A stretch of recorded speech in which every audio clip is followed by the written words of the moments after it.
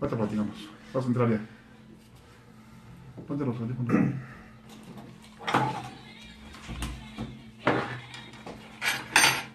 Ahora sí está calientota.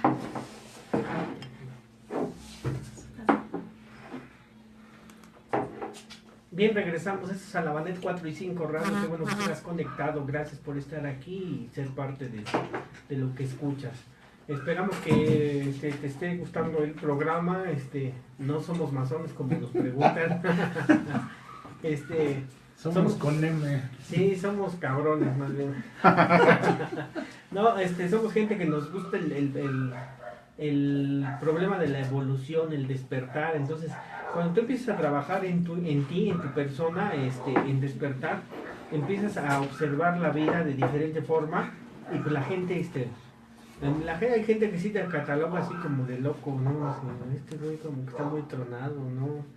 No, nada que ver con eso, es parte del despertar. El conocimiento, además el conocimiento genera soledad. Hay cosas que no vas a poder hablar con ciertas gentes y que no las vas a poder hablar abiertamente.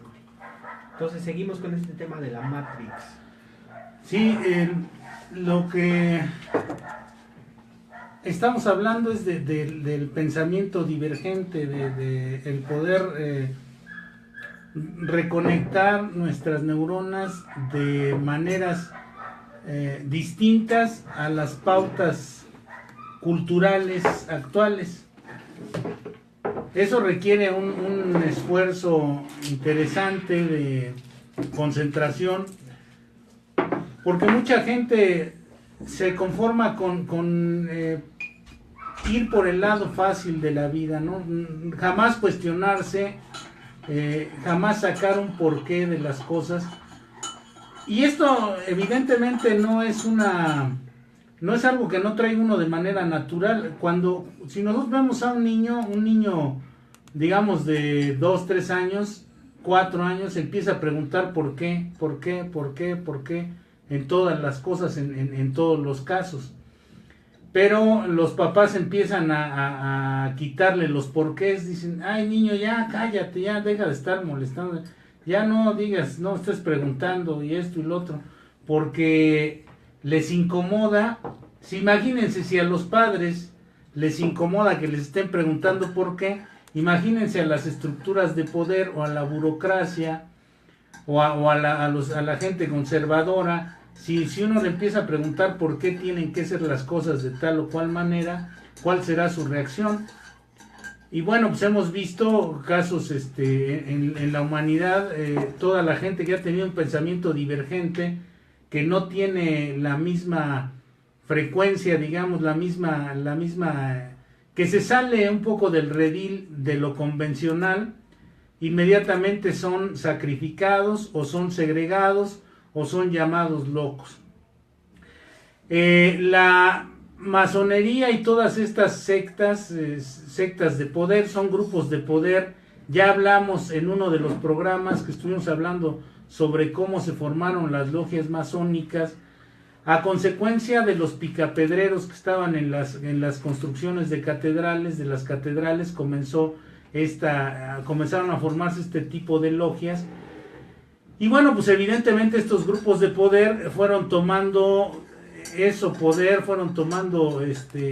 fueron culturizando, fueron obteniendo mayores conocimientos, hasta actualmente hay conocimientos muy sofisticados sobre la conducta humana. Y nosotros podemos ver hoy en día, por ejemplo, la palabra del año del diccionario de Oxford de este año fue la posverdad. ¿Qué significa la posverdad? No es otra cosa más que la retórica basada en la verborrea y en las mentiras. La posverdad. La posverdad.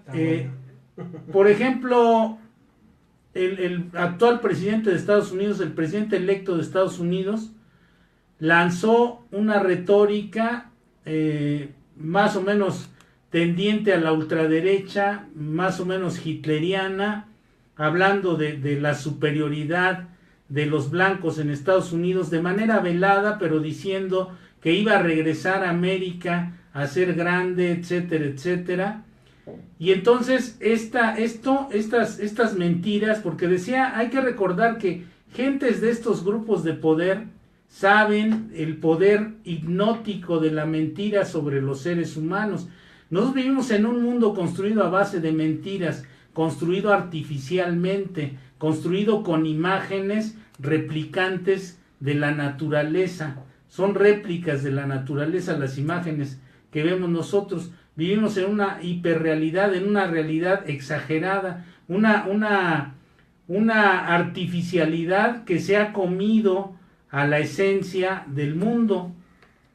La esencia de la humanidad quedó consumida cuando los seres humanos empezaron a ser hipnotizados y dominados, metidos dentro de esta Matrix, ¿no?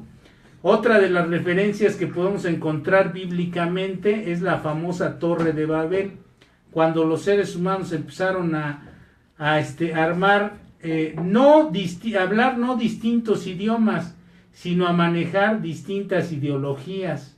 Cuando los seres humanos comenzaron esta retórica, decía Adolfo Hitler, este infausto dictador de infausta memoria en la humanidad, decía él: mientras es más grande la mentira, más gente la cree. O sea, las mentiras que nos dicen, estas no las, es más fácil que las creamos nosotros mientras más grandes son. Recuerden ustedes, por ejemplo, hace poco tiempo que nos decían que México era rico, pero que en el fondo del mar, decían, en el fondo del mar hay un enorme tesoro, pero desgraciadamente no lo podemos sacar. Entonces necesitamos ayuda de tecnologías de primer mundo para poder sacar toda la riqueza petrolera que hay en México. Y en el sexenio calderonista nos vendían el cuento de la enorme riqueza de México, y entonces se vino la privatización de Pemex, ¿no? Se vino la búsqueda de esta negociación que sigue beneficiando a los que están detrás de la mampara, que es lo único que les interesa. Lo único que les interesa a estas gentes es, decía Maquiavelo, que si quieres mantener a un pueblo, Nicolás Maquiavelo es uno de los ideólogos a los que acuden constantemente este tipo de gentes. Decía Maquiavelo: si quieres mantener a un pueblo muerto, a un pueblo dominado, manténlo muerto de hambre y de miedo. Y entonces estas, a base de mentiras, nos están generando este tipo de miedos. No le puso, se llama México. Y nosotros somos tan ingenuos que debió haberle puesto así, pero nosotros somos tan ingenuos que creemos todas esas cosas. ¿Cuántos de nosotros dejamos de salir en las noches cuando nos hablaron del chupacabras, por ejemplo? Sí, hoy es que en el sexo, cuando estaba Carlos Salinas de Gortari, ¿no? Cuando Pues terminó casi Carlos Salinas de Gortari, y había personas, no, es que no vaya a salir el chupacabras. Hijo, no. Eso es matrixiano, todas esas cosas son matrixianas. Ajá. Y ahora, la ciencia también es terriblemente corrupta. Ajá.